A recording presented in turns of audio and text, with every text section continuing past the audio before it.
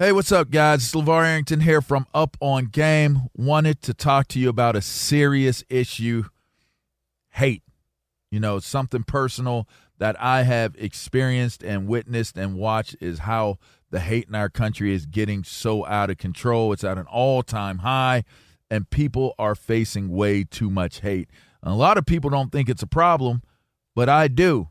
I can recall growing up, being in high school, one of my high school teammates, good dude, too, just happened to wear a shirt that was a derogatory shirt towards my racial group. It depicted Malcolm X moments after he was assassinated, and it just made me feel really, really sad. It made me feel upset and so many other emotions, and it's really because we're supposed to be a team. But it's going to take all of us to stop that sort of hate. As I mentioned, we are a team in this country, so let's take a break from hate so our team can regroup and regain our momentum. We need to take a timeout against hate. Visit standuptoallhate.org to help, and join me in calling for a timeout against hate by following at What's Up With Hate or posting the blue square emoji. From the Delta Sky Club, Welcome back, Miss Klein. to the Jet Bridge, Delta Airlines relies on 5G solutions from T-Mobile for Business to power operations and serve customers faster. Together, we're putting 5G into the hands of ground staff so they can better assist on-the-go travelers with real-time information throughout the airport. This is elevating customer experience. This is Delta Airlines with T-Mobile for Business. Take your business further at T-Mobile.com/now.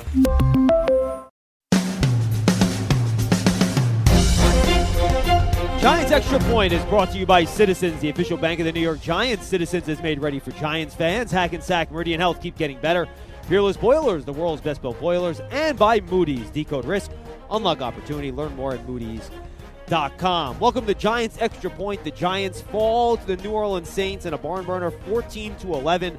They put together a drive, get the ball all the way down into the red zone of the New Orleans Saints, but a Graham Gano 35-year-old field goal, a 35-yard field goal attempt on a 4th and 15 with 11 seconds to go was blocked by Brian Brzee on an unbelievable athletic play, jumping over the center.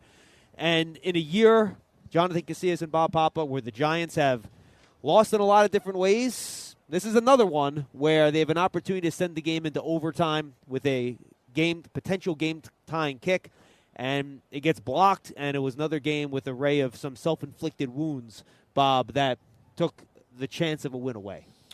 Offense, defense, special teams. And you take a look at the special teams today, and you had the Kubis penalty, a body slam. Now, whether you agree with it or not, it was called.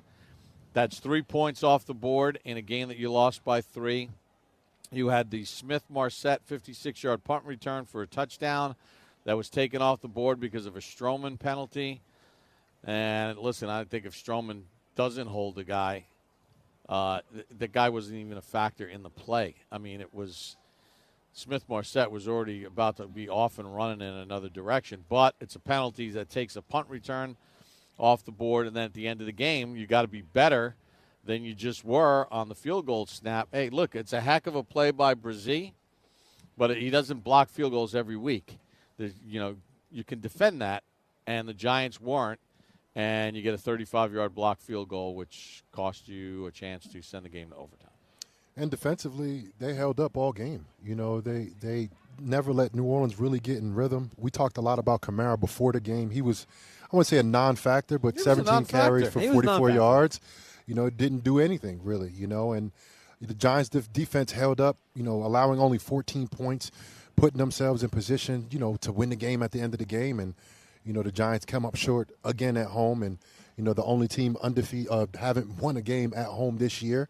And it's another one that they dropped right here in MetLife. Saints had under 300 yards of offense in the game, and you got to give Drew Lock some credit. He got off to a rough start in this game. It was a rough first half for Drew Lock, Jonathan Casillas, but he had a couple drives late in this game, got the team in position, to potentially tie the game. Nice job persevering and sticking with it.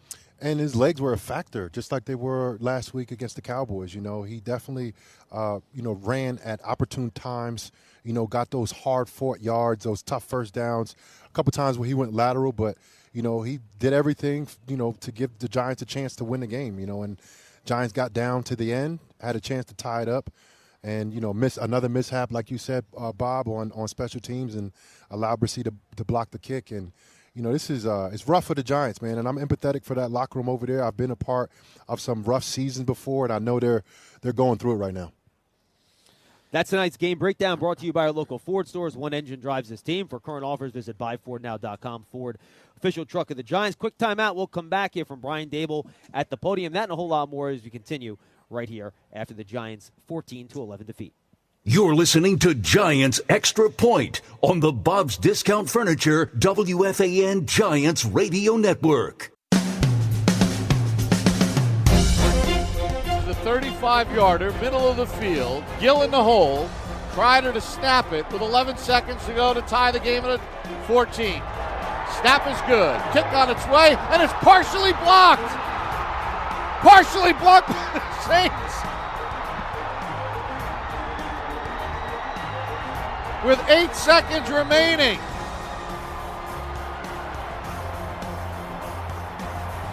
New Orleans blocks a 35-yard field goal with 8 seconds to go. That would have tied the game. And Bob, that was the final field goal block to end the game and give the Saints the victory. You could just hear, Bob, the disbelief in your voice. That's why that little chuckles in there. It's like, can you believe this is happening again? It's unbelievable. You think about, and it was like, what else could go wrong here? So you lose your starting left guard. You lose your center. You're playing with your backup tackles. You're playing with a backup quarterback. Or your backup defensive tackles. Let me get there. Sorry. You don't have your best defensive player. You don't have another starter. You don't have a backup who's now placed on injured reserve. You don't have two of your corners. Three of your corners. Drew Phillips. Drew Phillips, right. So you don't have Drew Phillips. You don't have Banks. Flott. And Flott's active, but he can't play. And you battle the way the Giants battled today. And you fought. And you extended the game. And you did everything. And now you're in chip shot field goal range. And it gets blocked. Like, it was a chuckle of, like, unbelievable frustration. That it's like you can't even make it up at this point. You know, we were here in 2022, right, when the team made the playoffs. And that team, no matter what happened, would figure out a way to win these games. It is the exact opposite thing this year, Jonathan Casillas. And again, Bob's point, all three phases today, and it's been all three phases all year long. 1 week it's the offense, 1 week it's the defense, another it's the special teams. Maybe it's all of them in one particular game. Have you been on a team like this where no matter what you do some good things, you're proud of your performance maybe, but when in the end it comes down to it, you do just enough to lose the game? Not like this specifically, and Bob said it, like you did everything. You're against everything stacked up against you going into today. And as the day progresses, guys are going down, people are getting hurt. But, when you look up and the time is ticking off the clock, you're in the game. You have a chance, to go for extra time and potentially win a game at home, which the Giants haven't done. And then, again, you fall short, and that's why I keep going to me being empathetic, because I've been a part of something like this in terms of the record at this time of the year, and it's really tough. It's hard on the players.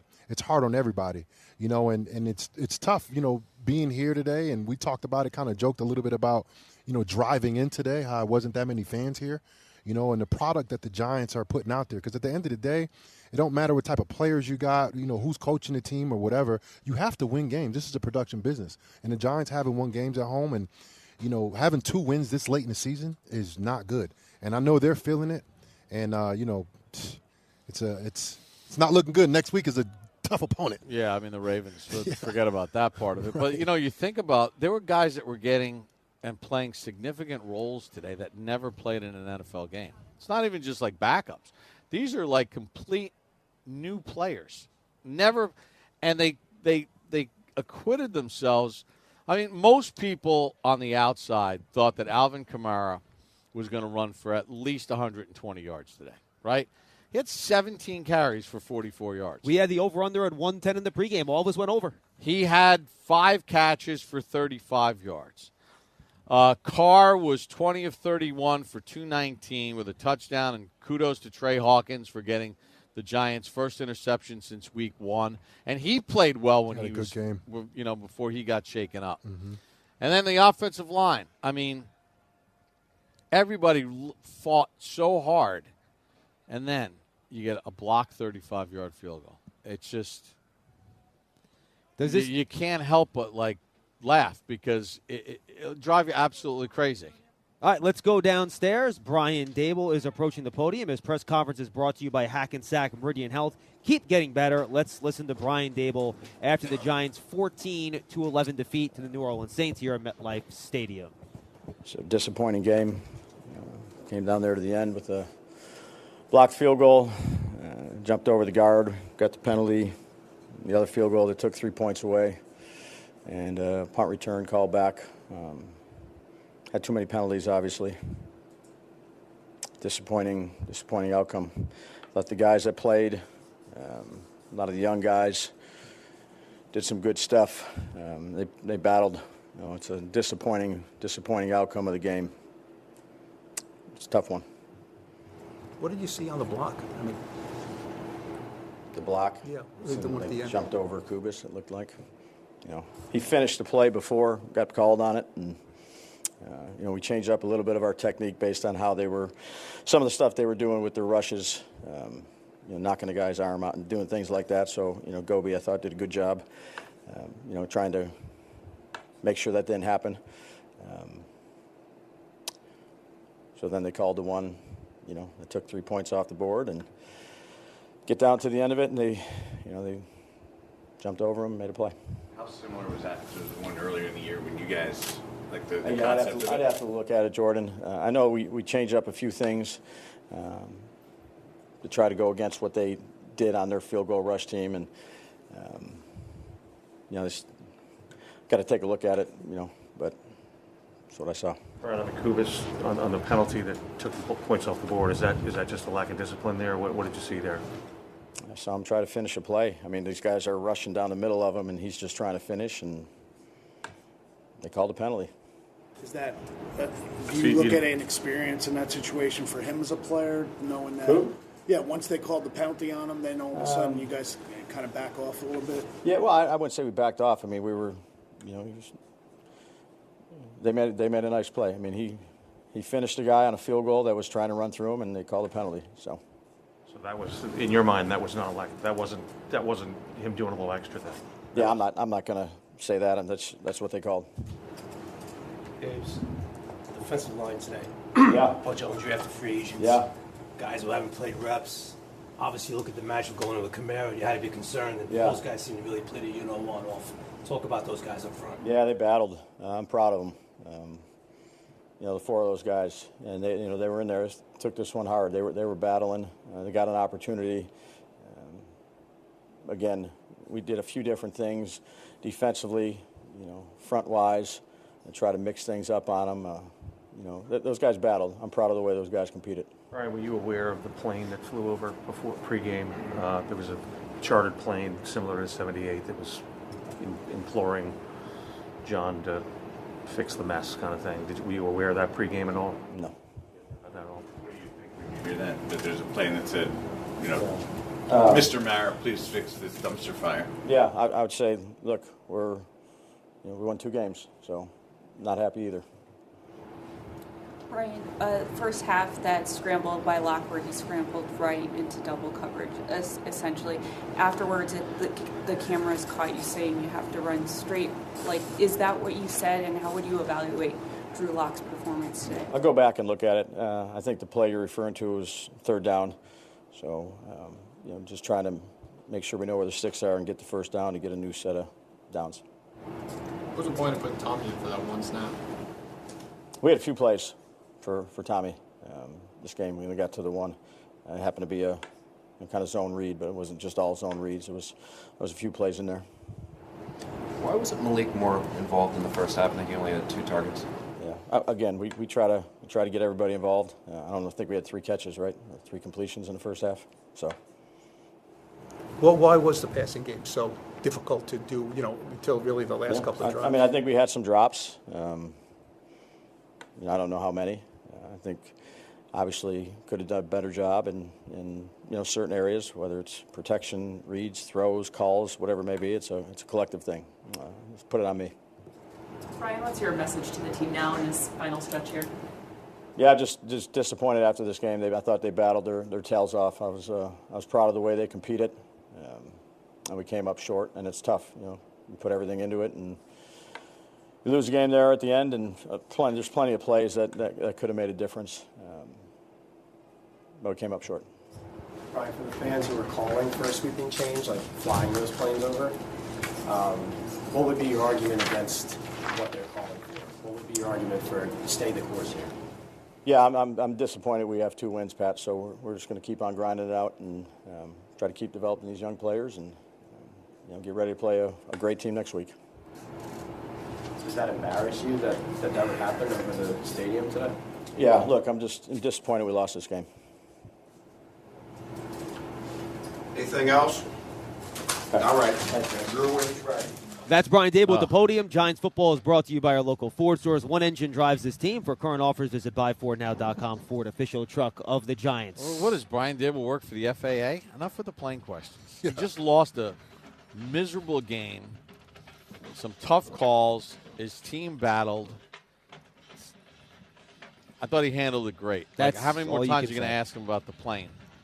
That's all you can say, Seriously, and he handled it exactly right. Instead of the plane, let's talk about the game. Let's talk about football. And we'll talk about that and a whole lot more when we come back right here on Giants Extra Point. Giants fall to the Saints 14-11. You're listening to Giants Extra Point on the Bob's Discount Furniture WFAN Giants Radio Network. First and 10 Giants at the 23 of New Orleans. Locke takes the snap, looks left the whole way, throwing it for Neighbors, who leaps up, makes the catch, and then is downed at the 1-yard line as McKinstry slammed him down. Locke in a shotgun set, trying to make it a 3-point game. Locke takes the snap, rolls right, throws it over the middle, caught by Neighbors off the deflection, and in for the 2 points. The Saints deflected it. It fluttered in the air, and Neighbors caught it for the 2-point conversion.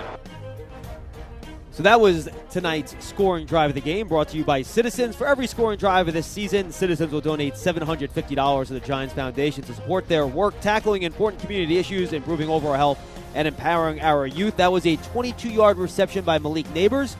It set up a 1-yard run by Tyrone Tracy Jr. We did not hear because it looked like a run for no gain, and then an expedited review.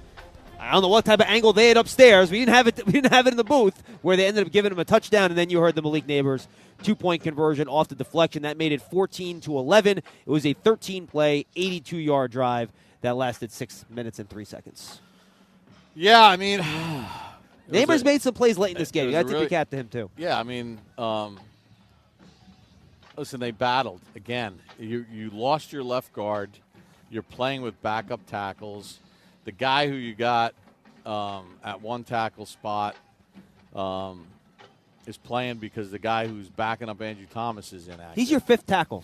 Yeah, I mean, listen, I thought this team played so hard, competed. I thought their defensive game plan was good. And I'm incredulous, with the way that they lost this game. I'm interested about this Kubas play because you have a guy that's trying to block a field goal who's leaping in the air and trying to run you over, and you make sure he doesn't jump over you. He lands on his shoulder. And now he's on your body. I don't know. Jonathan, you played. I didn't play in the NFL, but it's a pretty physical sport. It's pretty emotional. And you got some dude who's just as big as you are leaping in the air trying to jump over you, making contact with you, and he's on your shoulder. He's supposed to is Kubas supposed to put his arms around him and just gently bring him back to earth? This isn't my 2-year-old jumping on my shoulder. I'm cradling him to the ground here. Look, he's trying to finish. What do they always talk about? Finish. That's why you don't go airborne. Carl said it during the game. I'm sure the league will come out with some BS response about how that was the correct call and so, and it rose to the level of, and all this other buzzwords that they use. But, man, that's football. Yeah, but my thing is, man, when somebody commits, I don't know, because you can't land on somebody. That's a penalty. But if they don't see that, they always catch the second person. That's what I know. So if they didn't see that part of it in terms of like the first part where he's in the air literally on and you can't land on somebody, they always catch the second guy. And if you see the replay, as the guy trying to block it is falling off of Kubas, he grabs his back too. He almost pulls Kubas down on top of him as much as Kubas slams him down. You see the look on Kubas's face. It's not like some angry body slam. He looks like, oh, man, I'm falling down. I dare the officiating office of the NFL. Yeah, how they have all these pieces of tape that they have to show, what's a penalty, what's not a penalty. I dare them to show me a piece of tape of how it was supposed to have been handled. Right. Okay? So you could show me a lot of people. Listen, I thought the Saints did a great job pulling off Locke when he went into that slide. Tyrann Mathieu and Warner could have taken his head off, and he kind of slid late. Yeah, he did. But they did a really good job of vaulting over to make sure that they did not hit him violently. But I dare you to show me a piece where an interior lineman on a field goal is blocking a guy who's leaping up and landing on him. And please show me the video of how the right way to do it is, of how to feather him to the ground to not commit a penalty. Yeah, and look, I thought the officials, too, like the Giants players asked for a couple of DPIs on the final drive. I thought they were correct not to throw the flag on those. I thought, for the most part, they did a pretty good job during the game, but I'm with you. I did not see it necessarily on that personal foul penalty. It's a little ironic how the Giants lost today, given that when they went up to Seattle, they ended that game with a black field goal, literally the same exact way. Similar. Held guys down. One guy jumps over. I mean, he didn't have the vertical as Isaiah Simmons had, but it was enough for him to get over the line, literally executed the same exact way the Giants did up in Seattle, and that's how they lost the game. Remind me, didn't the Giants have another game that ended with a field goal getting blocked, one of their own kicks getting blocked, or they had a kick block late in the fourth quarter that hurt them in a game this year? Or am I remembering that incorrectly? I thought I remembered they had a special teams play in one of those early season losses where they had a kick blocked or something like that late in the game, which really hurt them. It was a Gano field goal, right? Yeah, I don't remember what game it was, but unfortunately there's been a lot of losses. I can't tell them apart at this point. But I'm pretty sure there was a game late in the year this year where Gano had a late kick tipped or missed, maybe? No, I don't think it was Gano. I think it was Greg Joseph, actually. Oh, it might have been Greg Joseph. You're right. So, look, these mistakes have kind of popped up over the course of the year. I want to go back to what JC said, what Bob said, JC. I want to ask you as a player. Does it say anything about some of the contention out there that this coaching staff has lost the locker room, that with all these guys that are practice squad players and backups, they came out and put a pretty good effort against a Saints team that has played hard and played close and won a couple of games the last few weeks? Yeah, absolutely. These guys battled. We saw that today. It wasn't perfect. It was sloppy at times, a lot of penalties, so it wasn't a discipline, a style of football that they would play today. But they battled. They battled hard every single quarter. It was good plays on both sides, bad plays on both sides. But they battled, and this young batch of kind of unnamed players, I had to keep looking, at our information sheet over here to see who some of these guys were. But they were playing hard, and you got to tip your hat for the effort, but you don't get a win because of effort. You have to execute, especially at the end of the game. But I got to tip my hat to these guys, and the locker room it's rough too, Schmeelk, because the leaders for the Giants, especially the last 2 years, most of those leaders are either gone or injured right now. So you got a whole bunch of guys that are either new guys this year or young guys or guys that never even played before. That's the team that took the field today. And they put up a valiant effort against, I wouldn't say a talented team, but this team had a couple wins, recently. They lost last week, but they had a couple wins recently that kind of put them in contention in their division. So this is a team that's still competing to play for a spot in the playoffs. And the Giants held them to 14 points and took it down to the last few seconds and got a field goal block, and they were in it the whole entire game. Yeah, look, I thought you have to give them credit. And, you talked about the offensive line. They were down to one starter on that final drive, and he was playing out of position with Greg Van Roten playing center. You had Kubas on one side, Stinney on the other, with Josh Azudu and Evan Neal out there. And honestly, I thought Drew Lock was a Lancey back there, Bob. For the most part, I thought the protection was actually okay for most of this game. I think Drew Lock was way better, obviously, in the second half. Yeah. First half, he was – I had said at halftime I thought that maybe Dable will make a change at quarterback because I thought Lock was so jittery back there, and there wasn't like this ridiculous pass rush coming at him.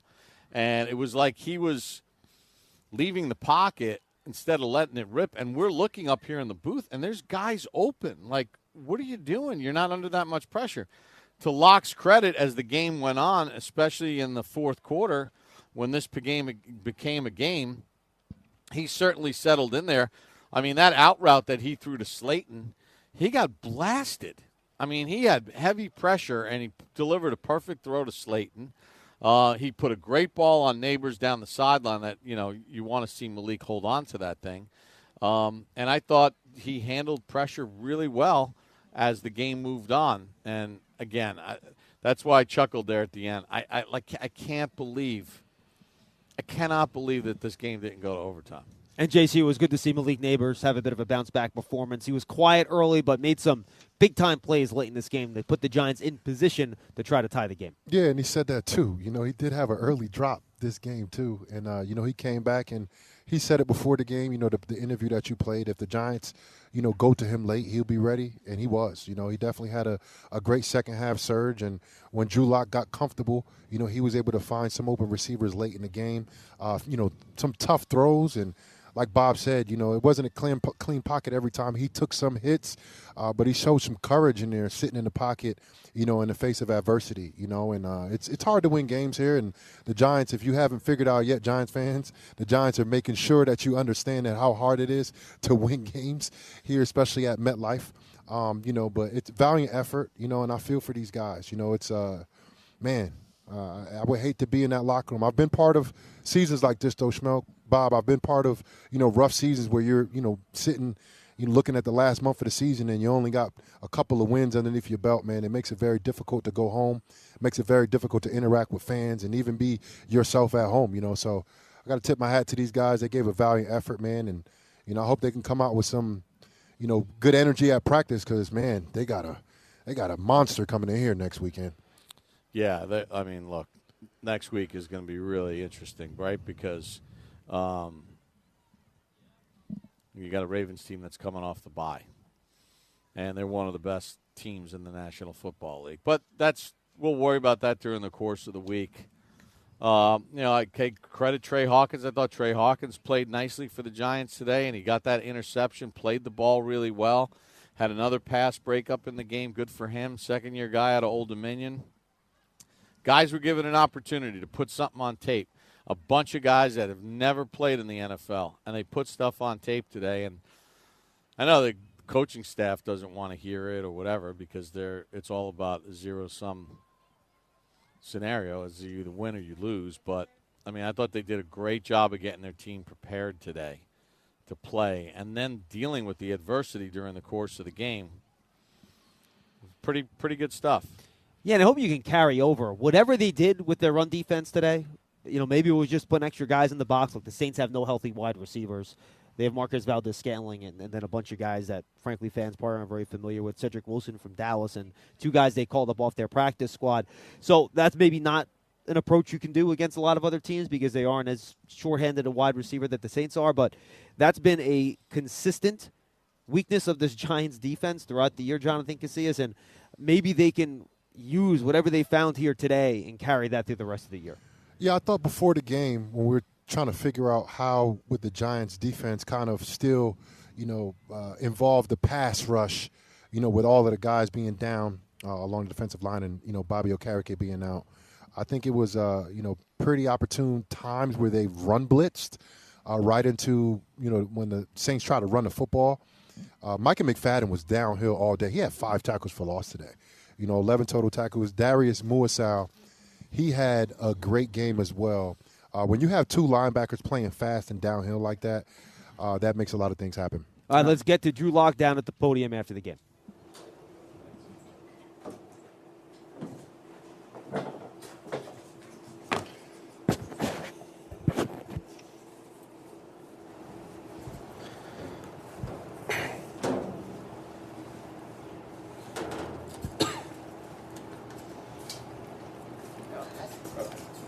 What did the X-rays show?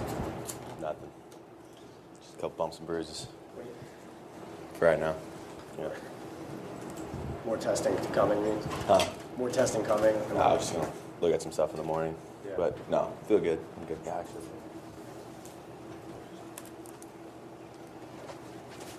Why do you think it was tough to generate early, and then what do you think you found late? Just missed some easy ones. It's one of those halves where you're going to go back and be frustrated. They're giving us some stuff, and man, just didn't maximize the opportunities they gave us.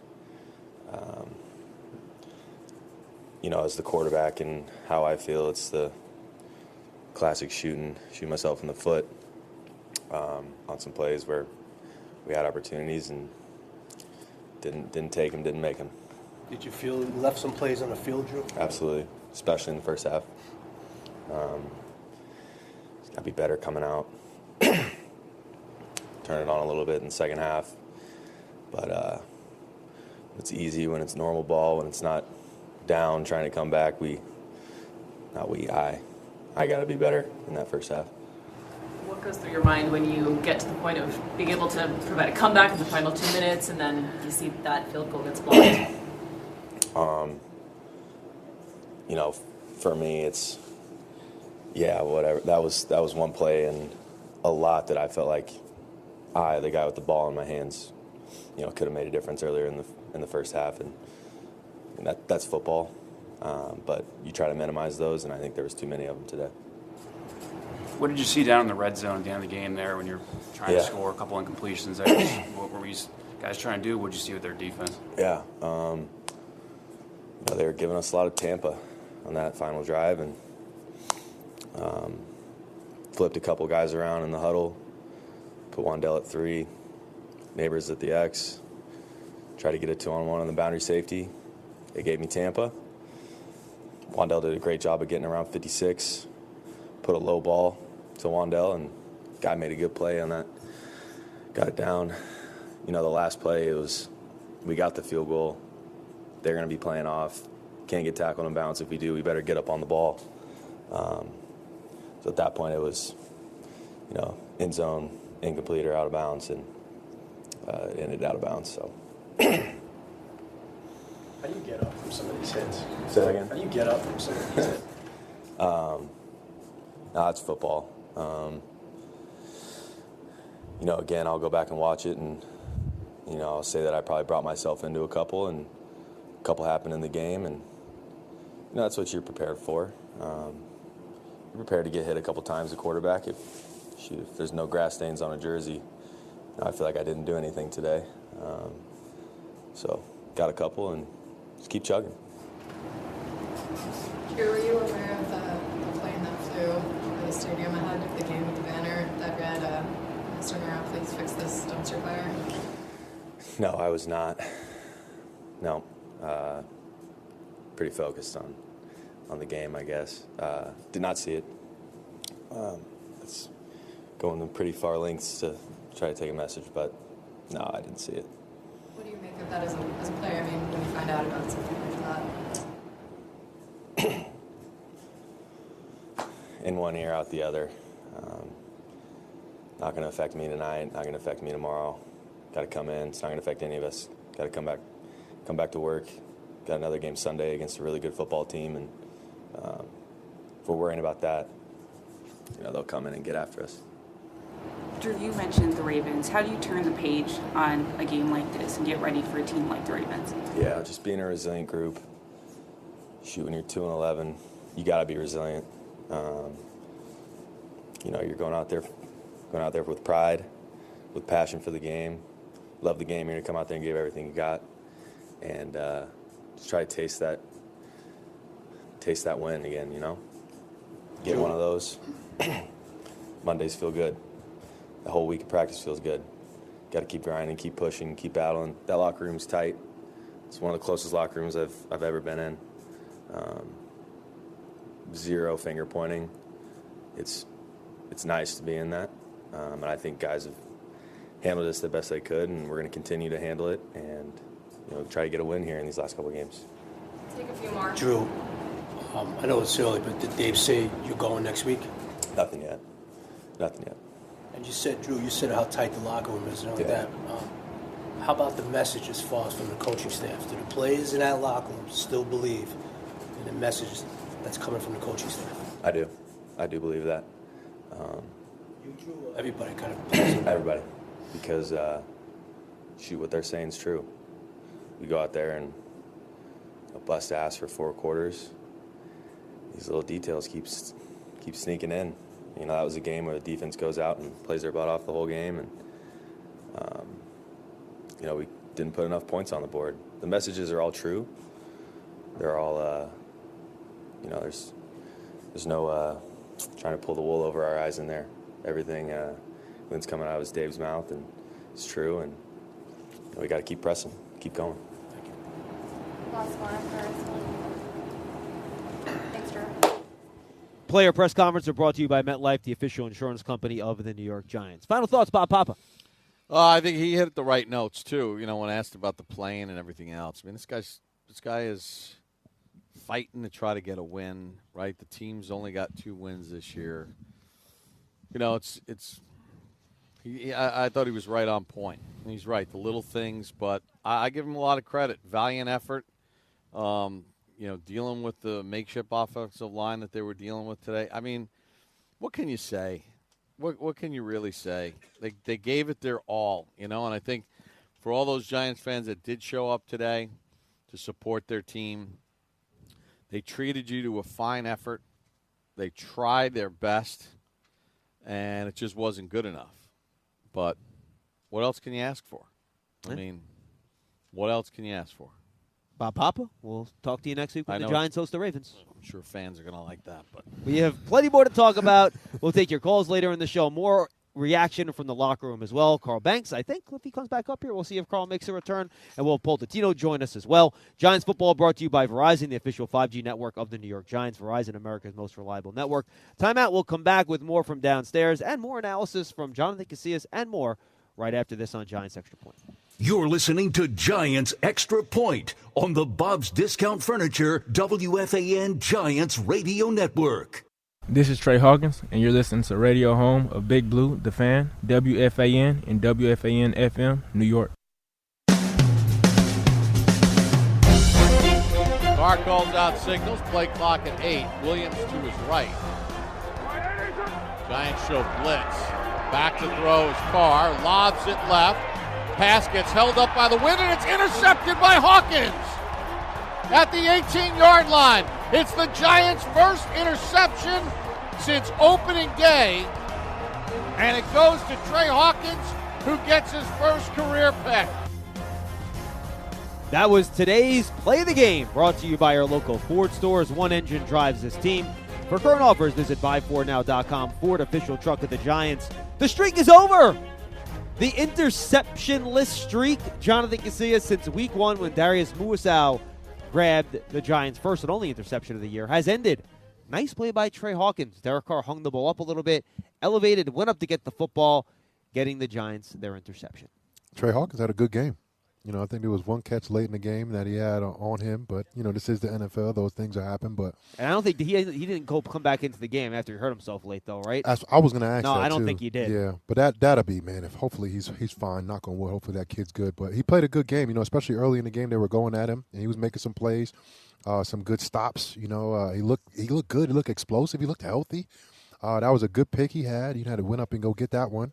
And there was a lot of opportunities out there today. When, guys go down, there's going to be other players that have to step up. And, a lot of guys stepped up today. You know, and like I said, it was sometimes I had to look and be like, who's number 69 on defense? You know, I had to make sure, you know, who the guys were. But look, that was a valiant effort that they put forth today. You know, it sucks because they didn't come away with a win. But, you know, I'm sure that when they turn on that film, there's going to be a whole bunch of young guys that they maybe never even seen before on film that put some good film out there. Definitely some good effort out there tonight. So I went through it, JC. 22 normal starters of the guys that were either supposed to be in there at the start of the season or because of an early injury weren't in there anymore. They were down to 10 of their normal starters by the end of the game. With all the offensive linemen out, the only guys that were left on the field were Slayton, Wandell Robinson, Greg Van Roten was in there but out of position at center, Tracy or Singletary, whichever one you want to take, Malik Neighbors, Brian Burns, Kayvon Thibodeau, Micah McFadden, Tyler Nubin, and Jason Pinnock. That's it. Yeah. 10 out of the 22 starters at the beginning of the year, or, you know, since it's been reestablished after a major injury, that were left on the field. So they really were playing.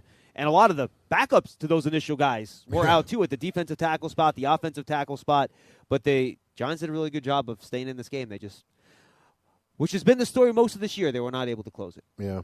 Yeah, they have to figure out a way to do it, you know, no matter who's playing. Yeah, you know, who's playing quarterback, who's running back.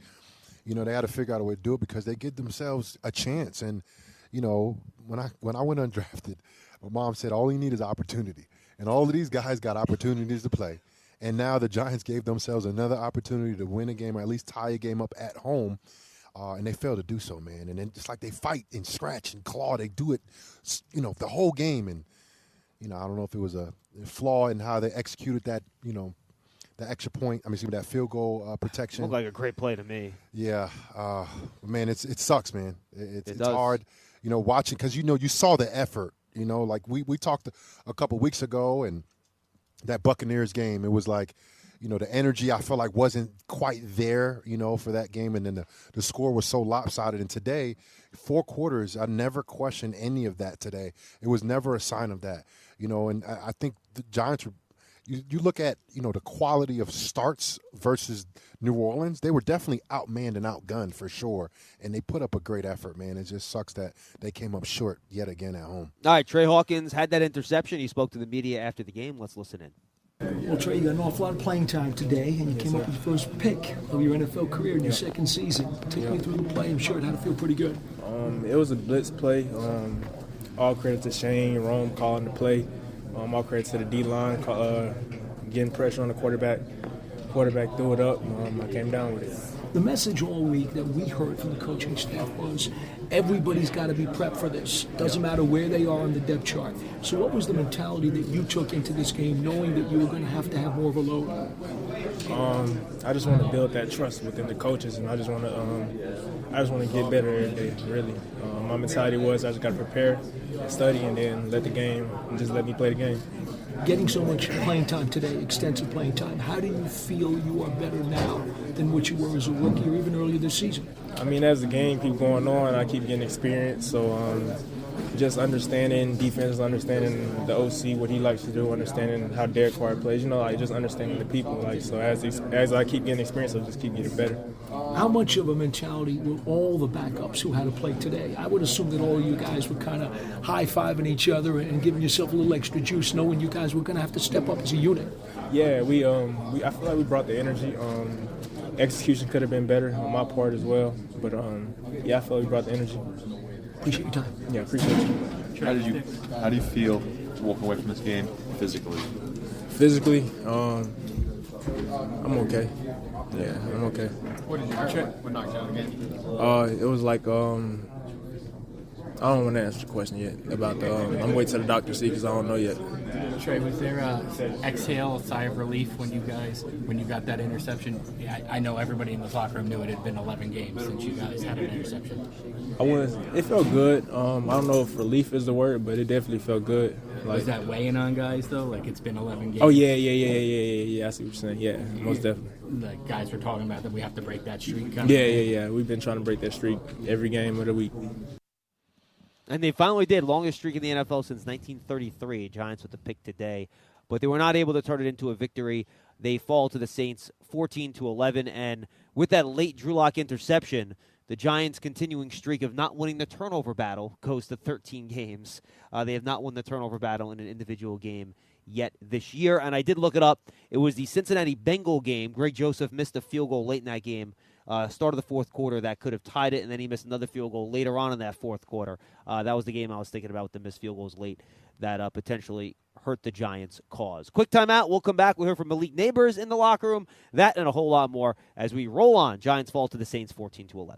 You're listening to Giants Extra Point on the Bob's Discount Furniture WFAN Giants Radio Network. This is Malik Neighbors, and you're listening to the radio home of Big Blue, The Fan, WFAN, and WFAN-FM, New York.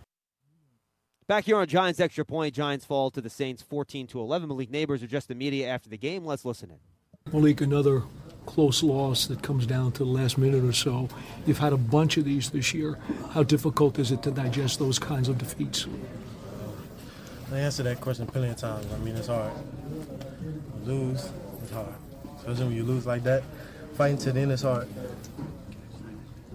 Malik, can you walk us through the 2-point conversion play? How you saw it? I mean, the defense played it well. They knew it was coming. We just adjusted on the fly. It's 2 points, so Drew just gave a shot and hit it up. It was floating in the air, so it just fell in my hands. Malik, how did you come through the game with your injuries and stuff? To be honest, I don't know. It is what it is. I don't think you ever play a football game at 100%. You always have something going on, but if you can get over it, help your team try to win. So that's all I was doing, just trying to help my team win. Did you feel, though, you were at a point where you could help the team, or did you feel limited in any way? I didn't feel limited. I think I played enough amount of snaps to say I only practiced 2 days out the week.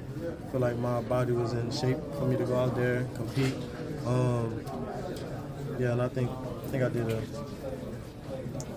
all right job going out there, I guess, to say my body's feeling. Malik, are you searching for answers right now? The answers is in the locker room. We just got to put games together. Tough loss. We just didn't make the plays that we needed to make on offense that could have put us in a position to win. Too many penalties put us back. We had, special team issues, punt return that got called back, field goal that got called back. We win those games. We win that game if we don't have those penalties. Malik, as a rookie, how important was it for you to show the toughness and the grit, to be able to play through the hip and the groin, to play the full game? A lot of guys might wilt under that, but you're a dog, and it's obvious that was important to you. My team needs me. They need me out there, so I'm willing to put my body on the line, and I'm willing to show that I care about the team. I'm going to put my body on the line for my teammates. And like I said, just try to get a win, try to put wins on tape, try to show my team that I'm here to play at a high level. Malik, another game where you're not a big part of the offense for the fourth quarter. Is there anything scheme-wise that could have been different? We had plays in the first half to give me the ball. The defense had a good, operation on what they wanted to do and those type of formations. So, Drew has to, from his mind frame, from practice, he getting a look all week. If that look not, like there and they playing a different look, he got to go somewhere else. So, I can't be mad at how the game went. We called plays for me to get the ball, it just didn't end up in my hands at the time. Why do you think mistakes keep happening to shoot you guys in the foot? I don't know how you want me to answer that. That's just football, I guess. Or just the New York Giants this year. How are you feeling physically after? Physically? Sore, hurting, but get through the week, try to get my body back healthy. How do you, what about the hip flexor, or it looked like maybe your arm or something after the yeah, my hip. After the 2 point? Yeah, my hip. What about mentally as well? I don't know. Lost for words. I don't know about that one. Malik coming in late here, so you may have already addressed this, but just a couple targets for you in that first half again. How do you feel about your production out there today? We, like I said before, we called a couple of plays for me to get the ball. Just formation, and the defense did a good scheme of just playing the look, so I didn't get the targets in the first half. But that's football. On the mistakes I was asking about, you said it's football. What did you mean by that exactly? Just mistakes happen when you play the game? Is that? I mean, if all 11 people not on the same page, mistakes happen. It's football. All 11 got to be on the same page. If not, stuff like that's going to happen. What do you think about as a player? Plane flew over to the stadium before the game, says pledged to ownership to fix this dumpster fire, which is the word that was used. Huh? There was a plane that flew over to the stadium before the game and said, "Mr. Mara, please fix this dumpster fire." How do you, as a player, what do you make of that? I ain't paid for the plane. I ain't got nothing to say about that. I ain't paid for it. Hey, look, and all these players are going to answer this thing the right way. Nobody cares about the plane. The guys are worried about losing a game, and that's the only way you can react to something like that. I don't think anyone, and Bob said this before, and I don't want to address this again because there's nothing else to say about it. No one's happy at 2-11, all right? No one's happy that the team has lost all these games. That's the problem. The problem is the record of 2-11. The problem isn't that there was some guy that paid for a banner on a plane. The problem is that the team's record is 2-11, and that's what you need to figure out here, and that's what needs to be addressed after these games. Yeah. Can these beat writers ask good questions? I mean, like, you know. Hey, look, I get it. It happened. That's the big national. I'm sure all their editors have told these guys to ask that question in the locker room. Really? That's Paul, how it works, you know how this works? Paul. Yeah. The editors are absolutely telling these guys. You're in the newspaper business. That's why I went to you for that. Paul Dottino. That's what they do, Paul, huh? The editors tell the guys you need to get that's going to be on the back page of the papers tomorrow. Yeah. They need to have quotes about it, so they tell their reporters to ask the question. That's the way it works. As annoying as it might be for a player, they're just doing their job. But the players have responded correctly. Kind of took the bait a little bit, though. No, I was fine. Neighbors a little bit. Look, he said, I have nothing to say about that. Yeah. That's what he said. It's fine. Yeah, sometimes, people are just in it to stoke the fires, and it happens. The idea is that you don't give them anything that they can stoke fires to. Yeah, the problem is that you're 2-11, right? And if you were 11-2, that wouldn't be happening. Yeah, for sure. Win, correct. Win. To be honest, win. Correct, and that's what John Mara's concerned about, too. He's concerned about the question. 2-11, absolutely. For all your office, industrial, and residential moving needs, trust Clancy Relocation and Logistics, the official moving and relocation partner of the New York Giants. Visit clancymoving.com. All right, quick timeout. When we return, we'll take a look at the stats. That and a whole lot more. We'll take your calls at 888-808-1019. We'll be back with more after this. You're listening to Giants Extra Point on the Bob's Discount Furniture WFAN Giants Radio Network. This is Tyrone Tracy Jr., and you're listening to the radio home of Big Blue, The Fan, WFAN, and WFAN FM New York. We're back here on Giants Extra Point. Tonight's stats are brought to you by the Archdiocese of New York. Learn more at innercitynyc.org. Giants actually outgained the Saints in this game, 325 yards to 292. Saints with 2 more first downs. Giants 5 of 19 on third downs. Saints 5 of 15. A lot of those Giant conversions coming on those 2 late drives to get those late scores. Giants just 1 of 3 scoring touchdowns in the red zone. The Saints 2 of 2. That was a big difference in this game. As I mentioned earlier, the turnover margin remains even. The Giants still have not won the turnover battle in any game. Both quarterbacks 1 interception. Neither team with a fumble lost in this particular game. The Giants defensively, they got their first interception of the year from second interception of the year, first one since week 1 by Trey Hawkins in this game. Giants did finish the game with 2 sacks, one by Brian Burns, one by Kayvon Thibodeau, 2 sacks for the Saints as well. Kalen Saunders and Brian Brzee, who also had that blocked field goal at the end of the game. Individually for the Giants, Drew Lock, 21 of 49, 227 yards and an interception.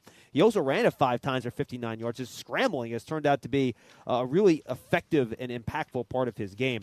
Giants struggled to get anything going on the ground. The Saints were really jamming up that line of scrimmage, not allowing the run game to get going. Tyrone Tracy, 16 carries, 45 yards, just under 3 yards a pop. He had a touchdown. He also tied or was second to Wan'Dale Robinson with 10 targets, 5 catches, 38 yards. He was tied with Neighbors with 10 targets. He had 5 catches for 79 yards. Robinson, 4 catches, 38 yards. Daniel Bellinger stepping in for Theo Johnson. Nice little game out of him. 5 catches, 45 yards, 2 for 27 for Darius Slayton. Jalen Hyatt, a pair of targets with no catches. Jamie Gillen played a heck of a game. 8 punts, 299 yards, 37.5 average, 4 inside the 20 and 2 inside the 10. Really nice job by Jamie Gillen. 1 inside the 5, trying to pin the Saints back on a lot of those punts. Smith Marset had that punt return for a touchdown that got called back because of a holding penalty. Otherwise, he had 5 returns for 46 yards for the Saints. 20 for 31 for Carr, 219 yards, a touchdown, and a pick. Alvin Kamara, 17 rushes, 44 yards, a long of 16. Kenji Miller, 10 rushes, 32 yards, and a long of 9. Alvin Kamara, 5 catches, 35 yards. Marquez Valdez-Scantling, 4 catches, 51 yards. 4 catches, 50 yards for Juwan Johnson. Foster Moreau, 2 catches, 40 yards, including a really nice one-handed catch over the middle. Jamal Williams, 2 catches for 10 yards, 1 catch apiece for Cedric Wilson, Holker, and Austin. 7 punts for Hayball, 35-yard net. And that did it, folks. A closely contested game from a statistical category standpoint, and it showed in the score. With the Giants, with the potential game-tying 35-yard field goal from Graham Gano blocked with under 10 seconds to go by Brian Brzee, and they fall to the Saints 14-11. Please stick with us if you're listening on our local flagship station, WFAN here in New York. But for now, it's time to say goodbye to the affiliates across the country on the Giants Radio Network. Our next broadcast will be next Sunday when the Giants host their second consecutive home game against the Baltimore Ravens. Pre-game show begins at noon across our network. Thanks for listening to us today. For further coverage, stay tuned to Big Blue Kickoff Live every weekday on Giants.com and the Giants app, Monday through Friday at 12:30. For our entire team, I'm John Schmeelk. Thanks for being with us today. We'll see you next week on the Bob's Discount Furniture, WFAN Giants Radio Network. But we're not done right here on WFAN in New York. Jonathan Casillas and Paul Dottino will take your calls the rest of the way at 888-808-1019, 888-808-1019. More sound from the locker room as well. Again, the Giants fall to the Saints. We'll be back with more when we return.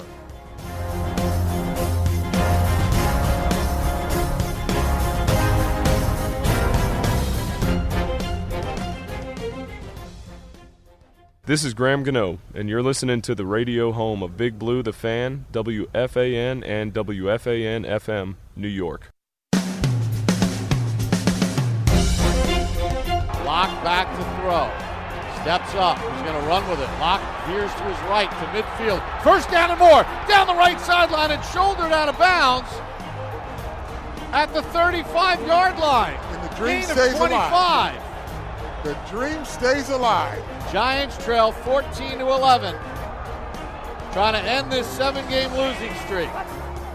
Locke back to throw. Sets, delivers it right. Neighbors makes the catch. Spins out of a tackle. He's to the 20. Breaks to his left to the 15. And tackled at the 13-yard line. 30 seconds to go. Gain of 22. This is a 35-yarder, middle of the field. Gill in the hole. Kreider to snap it with 11 seconds to go to tie the game at 14. Snap is good. Kick on its way, and it's partially blocked. Partially blocked by the Saints. With 8 seconds remaining.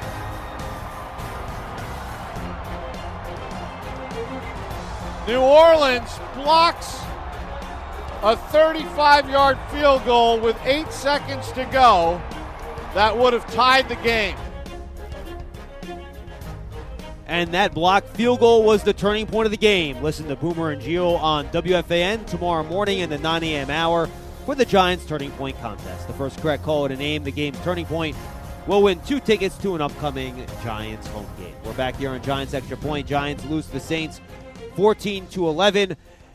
Jonathan Casillas, Paul Dottino, and Paul, we had Bob talking about that call a little bit earlier in the pregame show, and, you know, he has that little gasp or chuckle of disbelief just because this team has done an amazing job this year, even in their close games, of figuring out a way to make mistakes in the biggest spots, whether it's penalties, drops, interceptions, block kicks, missed field goals, whatever, 2-point conversions. Yeah.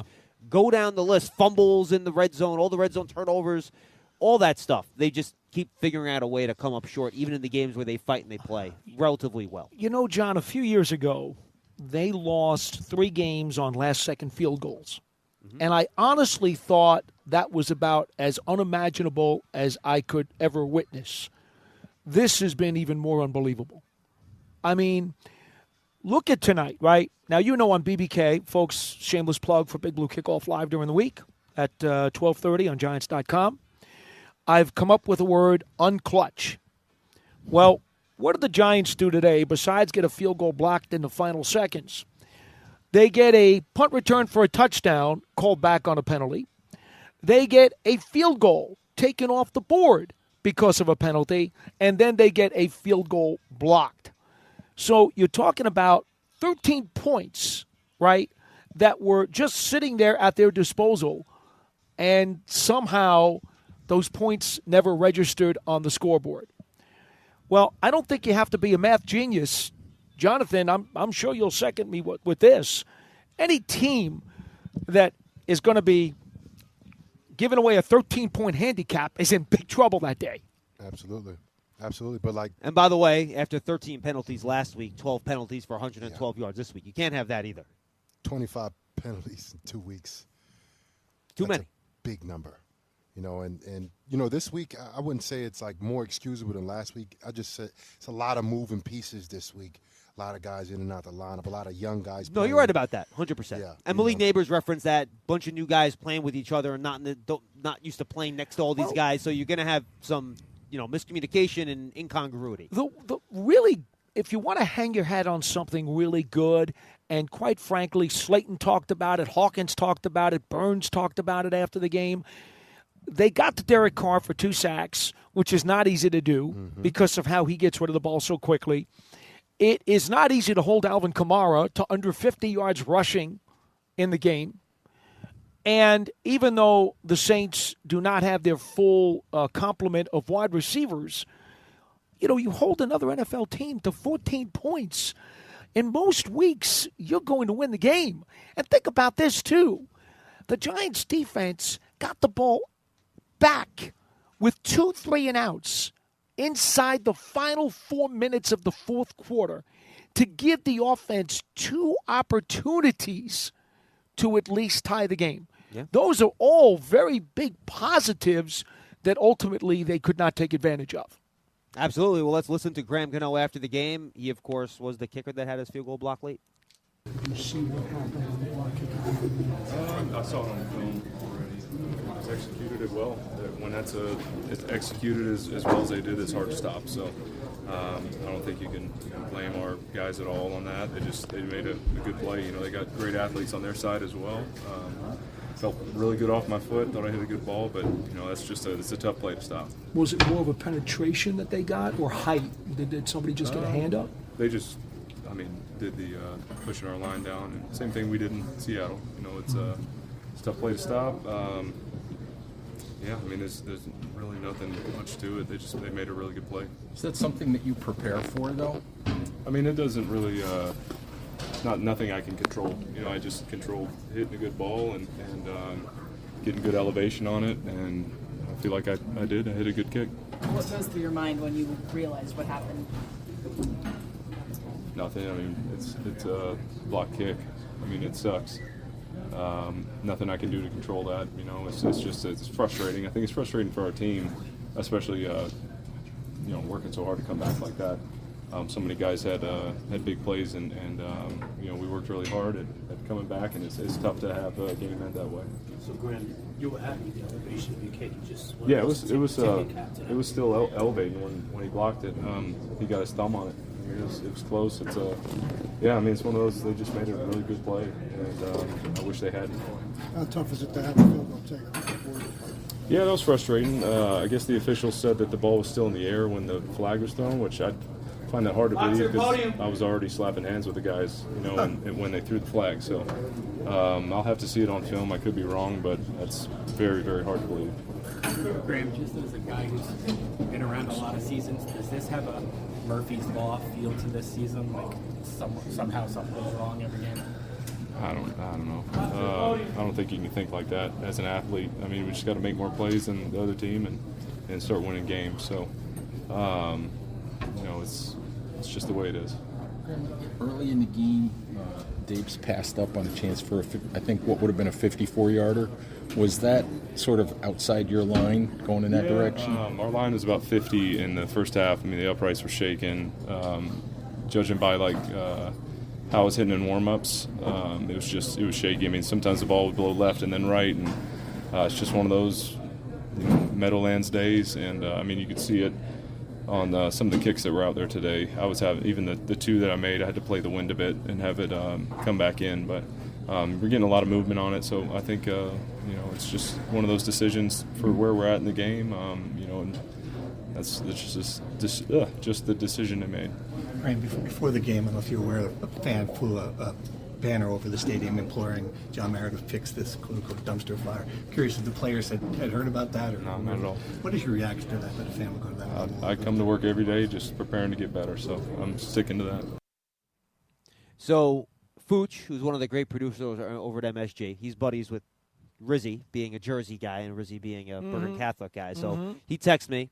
He said Rizzy told him after the game he put the guys over 63, thinking he wouldn't be too aggressive because of the earlier penalty, and that block is something they put in practice on Friday.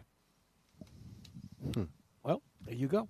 So they had the block in, and then they decided to try to do it over Kubas because of the previous penalty. And it's funny, I didn't think about that part of the personal foul penalty, whether or not it happened after the field goal went through or not.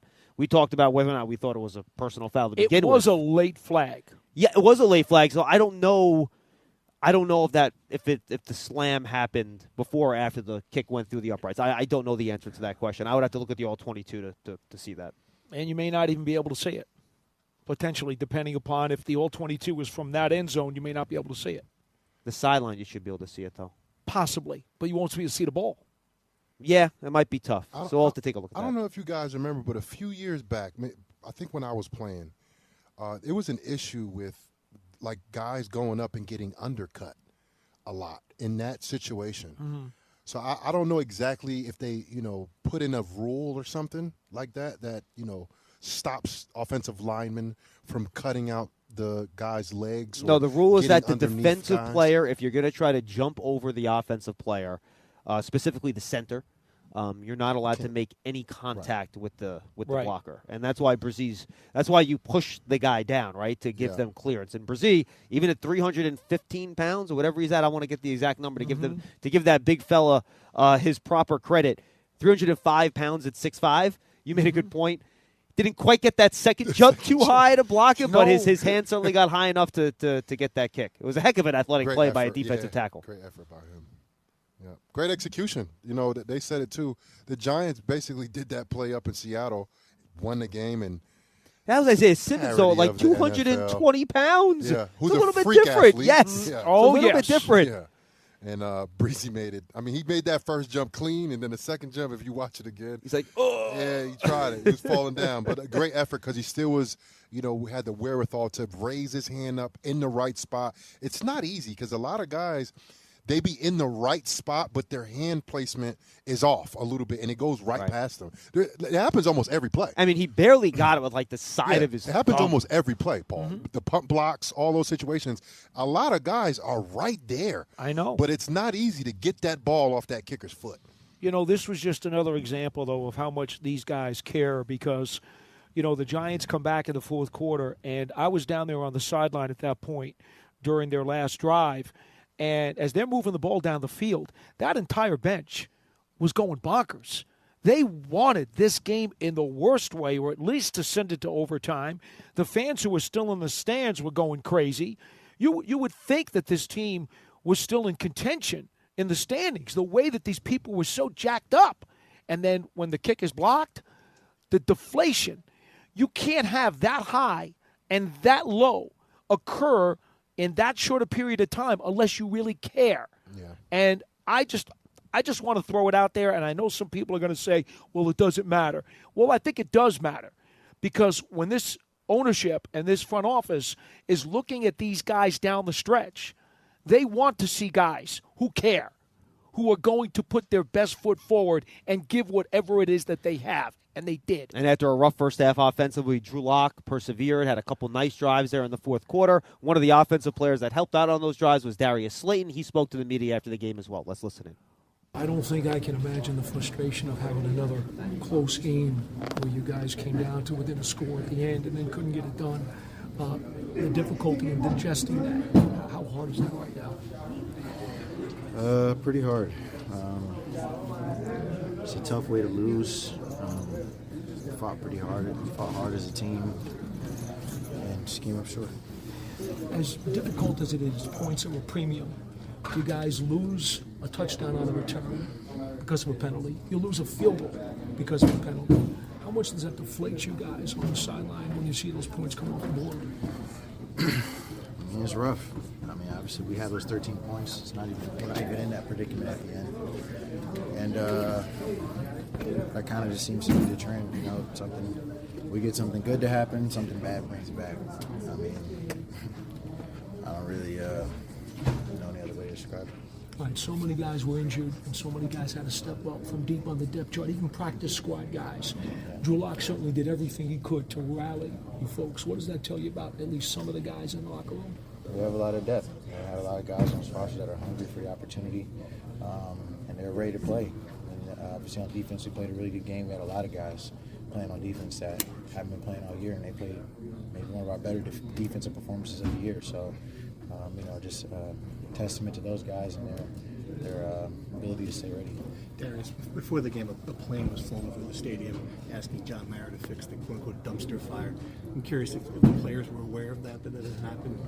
No, I didn't see that. What's your reaction to that in general, that a fan would go to those lengths to send a message to ownership? People have money and time to do stuff like that, so that's what they choose to do, is what they choose to do.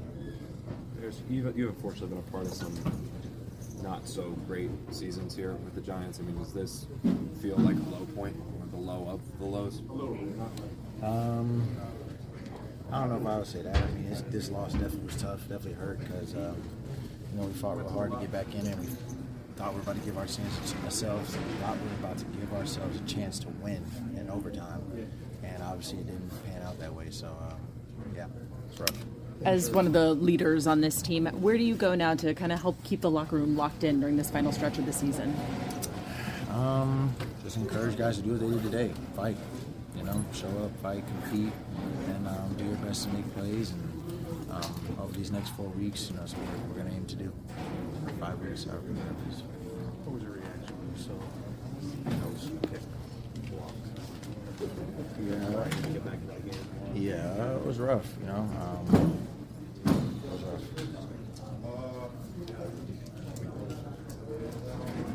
Is just the fact that your offense has struggled now with 3 different quarterbacks, where do you guys kind of turn to for answers in the last month of the season? Each other, nobody's going to come make the plays. We got to make the plays. We got to run, catch, throw, and block, so got to do that better. Darius, for the fans calling for change, and this is kind of a big picture question, how does this get turned around? Like, from somebody who's playing in all these games and has been here for a while, how do you think this gets to be? I think it just gets turned around with better play, on game day. I think we do a good job of preparing. I think we obviously we're in a position to win today. I think we've been in a position to win multiple games this year that we didn't win for whatever reason, and ultimately we have to find a way to close out these games and win them. That's Darius Slayton after the game, and look, they made some plays down the stretch, Paul, and he made the point in the questions you asked him about it, and JC and I talked about this with Bob earlier in the post-game show, and I counted. You were down to 10 of your typical 22 starters that the Giants have had over the course of this year, and it wasn't pretty at times. This wasn't a game you're sending into, Canton to, replay at the Hall of Fame for people to watch, but they stuck with it. The defense slowed down Alvin Kamara, something we didn't think was possible with everyone that was hurt up front in our pregame show. And then after a really rough 3 quarters, the offense put a couple of drives together to give themselves a chance to extend the game and put it into overtime. Second week in a row that Locke rallied this team in the fourth quarter and gave them a chance. And I think it's important to note that he took the 2 sacks, but 13 quarterback hits registered today by the New Orleans Saints. Drew Lock. I thought a lot of that was his own doing, to be honest with you. I thought the protection was actually fairly decent over the course of the game. That was my opinion, at least. I have to rewatch the game, and I'll have a better feel when I rewatch it. I didn't. There were a couple free runners early in the game on a couple of play actions, but I think for the most part the protection was okay. I could be wrong, though. I think we all need to look at it again. Of course, we do, yes. But I will say this. Drew Lock is certainly earning a lot of toughness points over the last 2 weeks. Oh, he's a gamer. No one would ever doubt that. That is something that I don't think anybody here in New York knew because we hadn't really seen him before. And in the last 2 weeks, he has shown that he will fight, he is gritty, and, never count the guy out.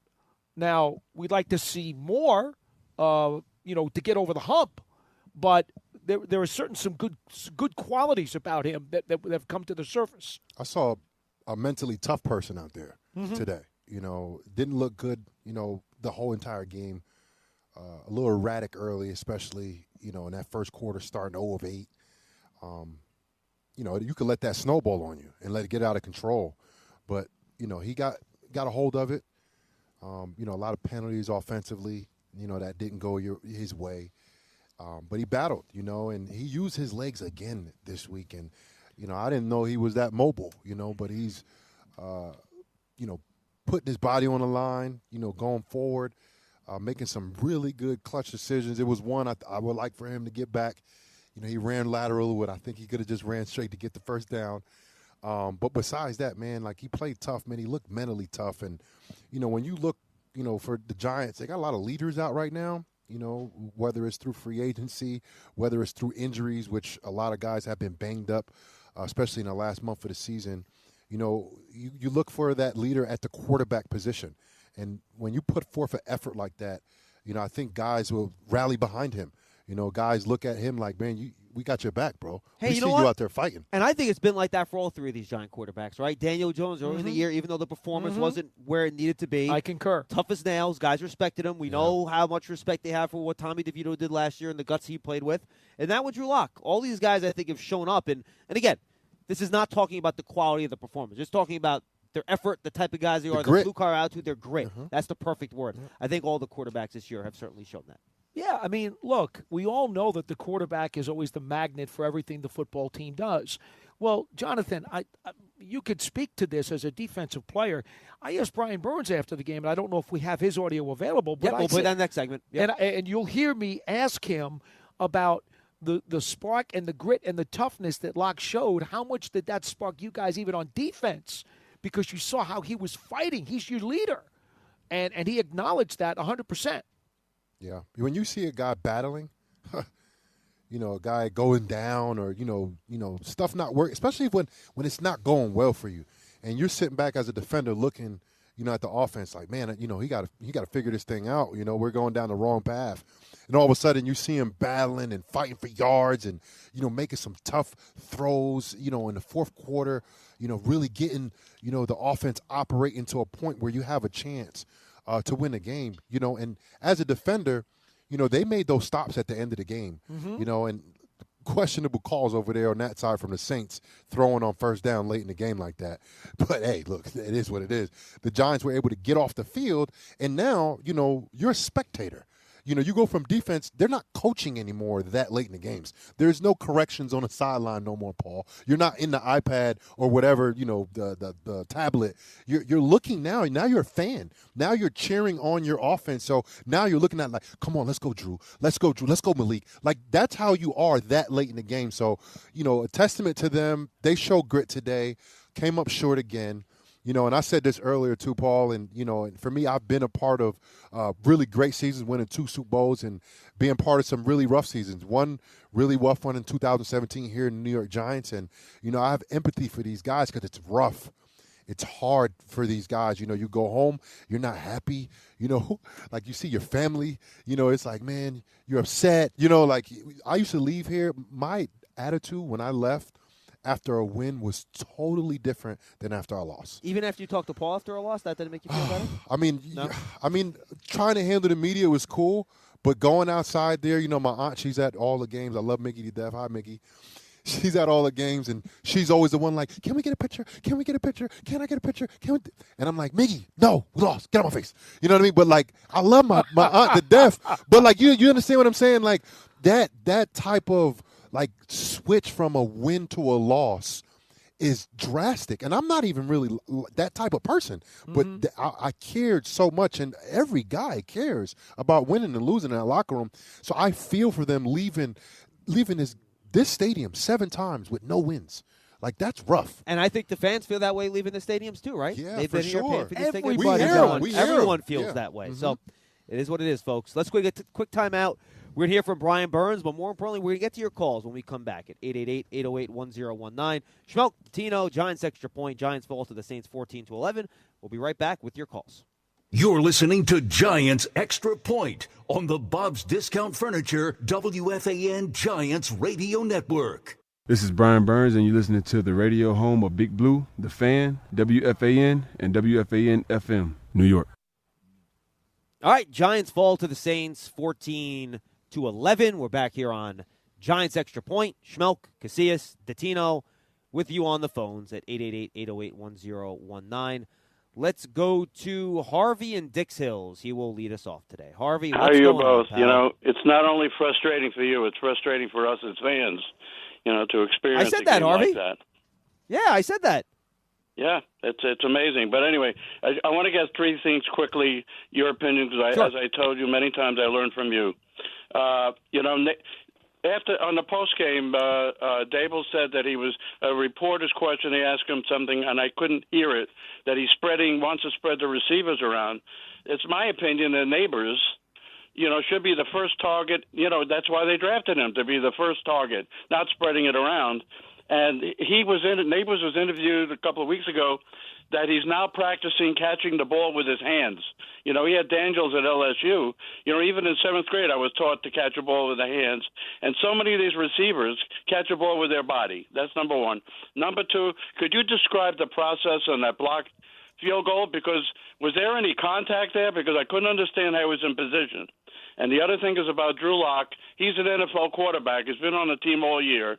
And that's his first full week of practice with the first team. Maybe they reserve quarterbacks should take more practice with the first team.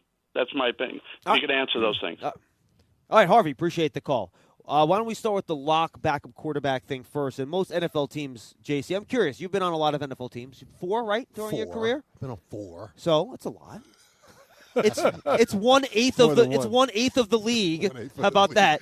So how often? Why didn't you just answer him that you've been on 2 Super Bowl teams? There you go. Right. I wasn't taking a shot at him. I think he's going to give some insight. How often, if at all, did backup quarterbacks in any of your teams ever take first team reps if the starter was healthy? Not too many times. When you go good on good in practice, they usually stay with the second team offense. Not too many times you have a second string quarterback take reps with the first string offense during the season. Really doesn't happen a lot like that. In preseason, it definitely happens, you know, especially when you're resting guys and stuff like that. But I don't. It doesn't really happen. I mean, but the thing is, when you go good on good, you're running your offense, but you're with the second team, second O lineman, second string running back, second string receivers. And folks, that's just so you're limited in the number of things you can do in practice during the week anyway. You want to get your first teamers and as you many have- reps as possible. And look, Harvey, by the way, Locke would have gotten more reps last week if it wasn't a Thursday game. Right? So if it wasn't a Thursday game, Locke would have gotten his practice reps last week. So And you only have so much time during the season for practice. Correct. And you have to run through what you're going to run for that week's game. And it's only a limited amount of time, you know, so I've never seen it happen during the week when you're prepping for another team that backup quarterback takes first string reps. It just doesn't happen. And then on the field goal block, Paul, you cannot make contact because if you do, it's leverage, right? That's the call that gets called. So if you're jumping over, the other guy starts to stand up, and it looks like you're using the other person's body to get yourself some more height. That's a leverage penalty. So that's why it looked like he did get over the offensive lineman clean on that. Right. And to the third point about Neighbors, he now has 126 targets over the course of the Giants season. Wow. How many do you want him to have? Remember something.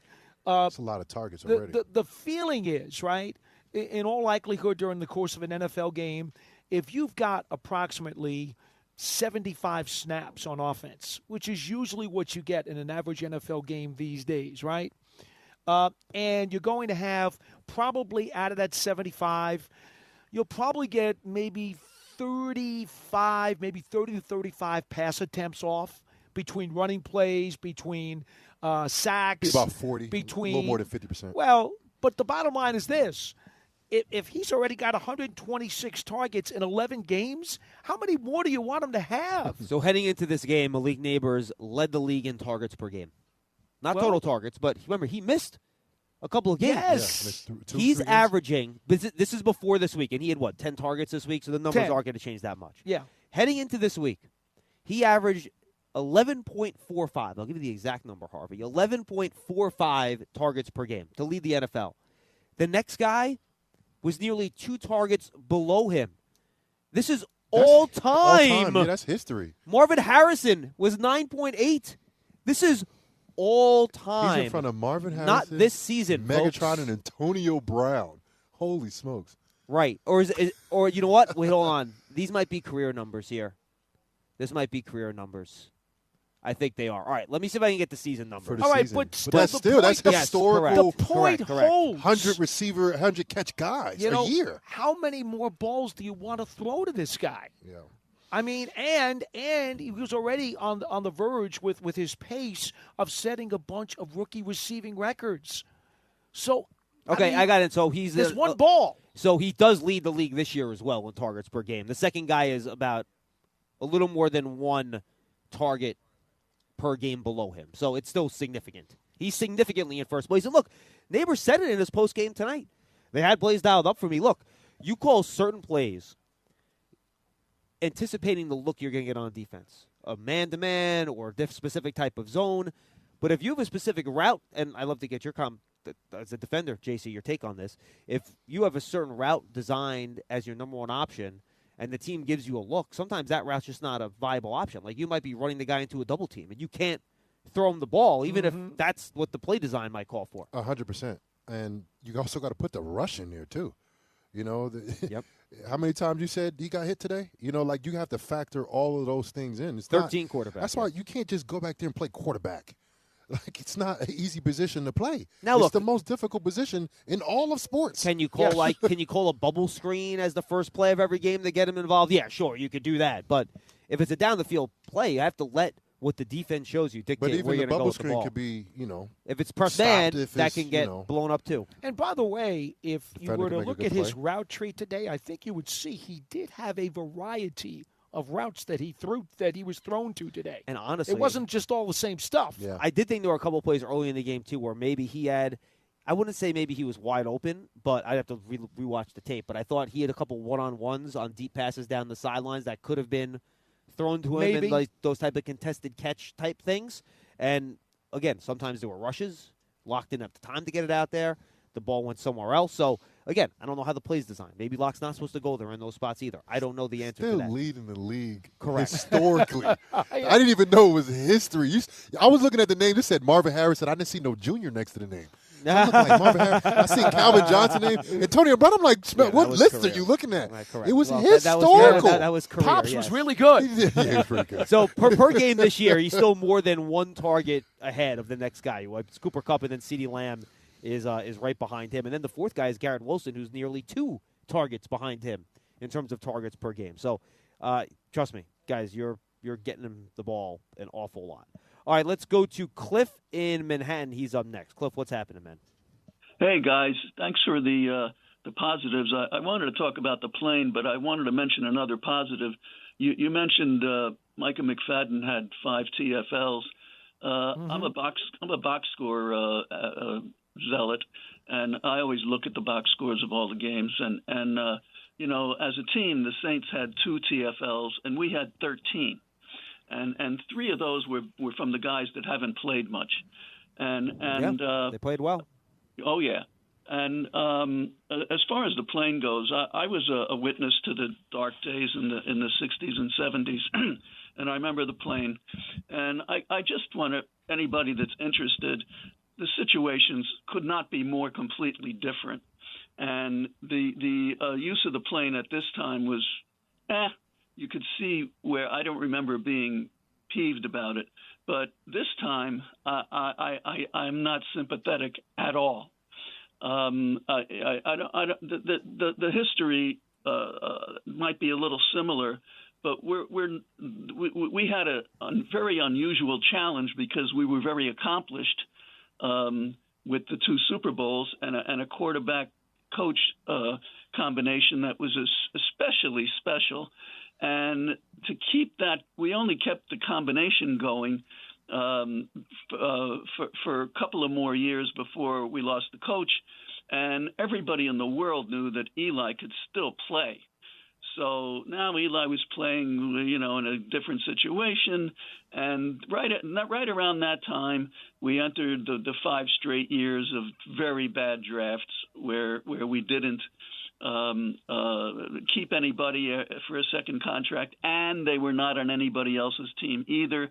And they made a big move to start correcting that in 18, and most fans didn't see the progress that was in the draft. Unfortunately, they couldn't make the progress in picking a staff that all communicated well with each other and with the general manager. They addressed that with these guys. And these guys have done nothing but build well on what these last guys did, and including the first year in 22 when they had no cap space, and then a significant improvement last year, which was obscured because they didn't have enough depth to cope with what was going on. So this year, they were figuring, everybody's going to be better with the depth. But, there's a process derailed by injuries again. And still not enough depth. But I would wager that we still have better depth this season than we had last. And everybody wants to know what the results are, overall, which is fine. But I don't know how anybody could watch this game and see that this is far from a dumpster fire. I mean, I just don't see it. Appreciate the call, my man. All right, let's go to our final call of the segment. Let's go to Sham in Princeton. Sham, you're up next. Fellas, I don't know what universe we're living in, but these guys, the Giants, have been awful since the Super Bowl years. So I am so happy that he blocked that field goal. I was worried that they were going to win. The Jaguars lost. I said, now we're just down to us and the Raiders. The Raiders might win a game. We might pull out a Colt game, but besides that, I don't see us beating the other 3 teams. I don't get where – I'm sorry. I'm tired of hearing about gritty. We need a fundamental change. I mean, I thought Dable is okay if he had a good quarterback, but Shane looks like he's clueless. You need to have somebody to come in here and build up the defensive lines, the offensive lines, get some physical talent on this team like the old days. It needs a full change, and I'm tired of hearing it. So thank God they might get the second or first pick, trade it up, and build depth.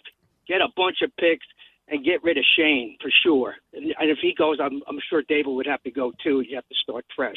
What do you guys think? I can't take it anymore. Thank you, Sham. Appreciate the call. Look, no one's happy with the record. We understand your frustration. That's a decision that ownership will make at the end of the year.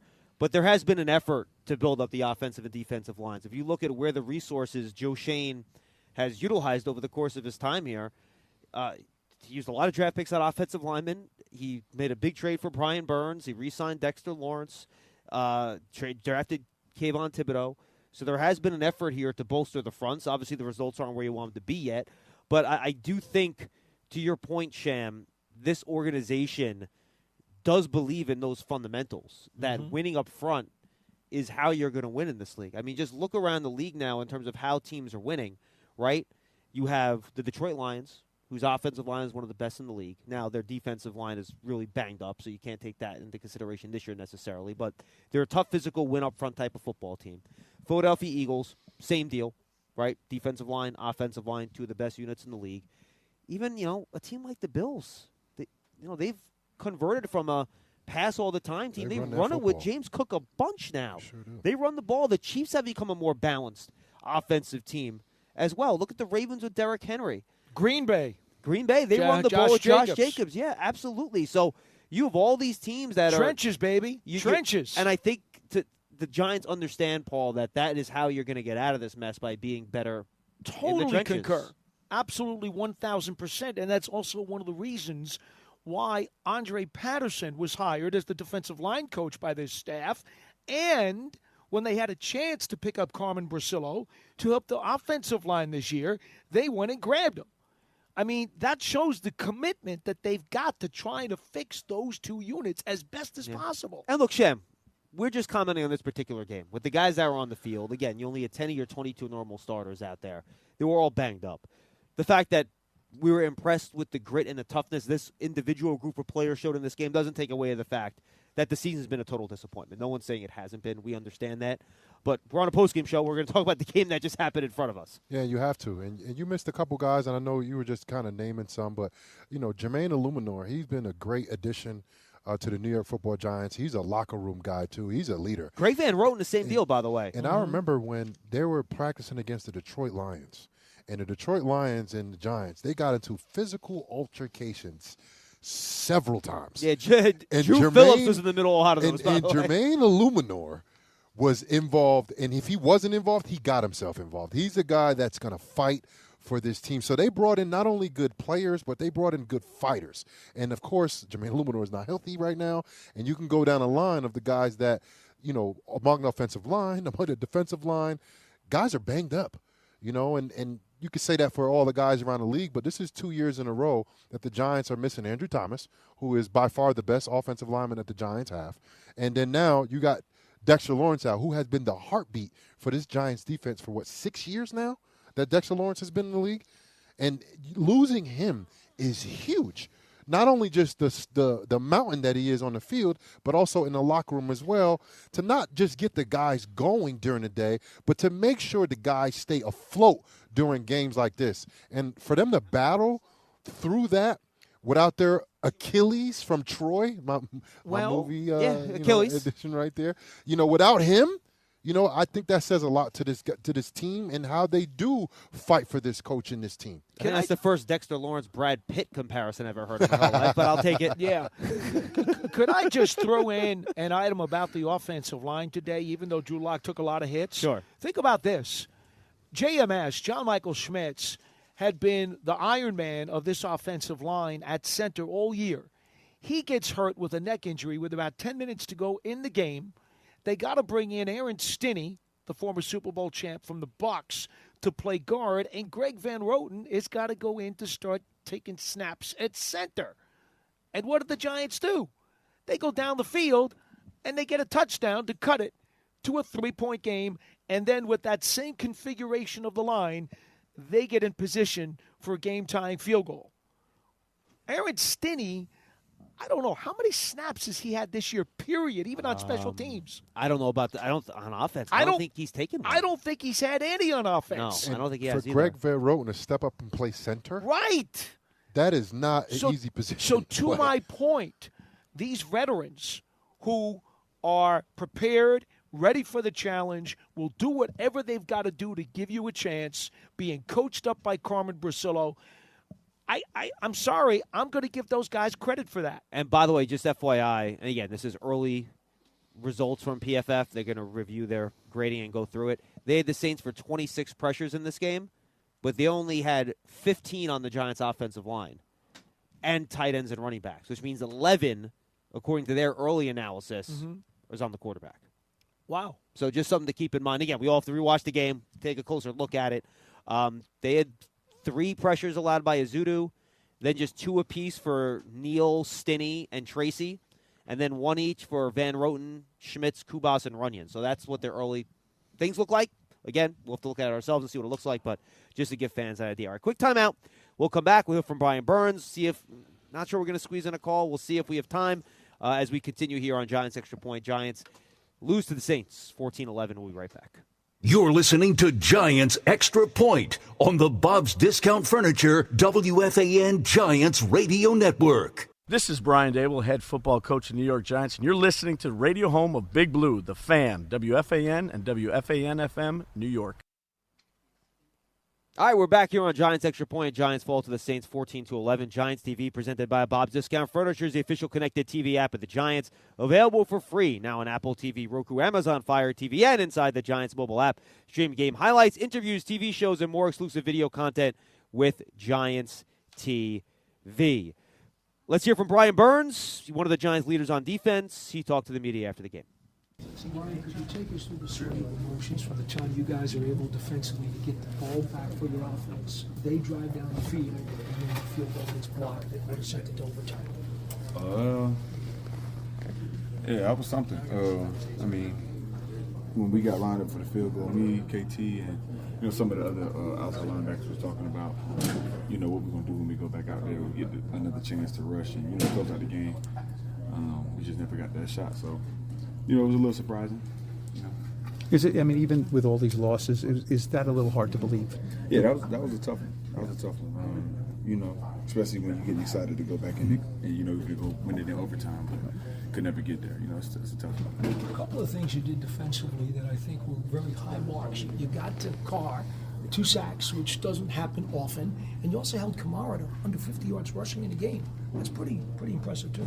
Yeah, I'm proud of the guys. That stepped up. With Dex being out, Bobby being out. They did a great job. Those young guys. Some of them never even played in a game. So I'm extremely proud of how they handled themselves today. Brian, you probably didn't realize it because it was pregame, but there was some fans that chartered a plane prior to the game. It was chartered like a small plane with one of those message things in the back, and flew around the stadium, basically imploring Mr. Mara to, I think the word was, please fix the dumpster fire. What's your reaction when you hear somebody goes to that length? They wrote on the thing?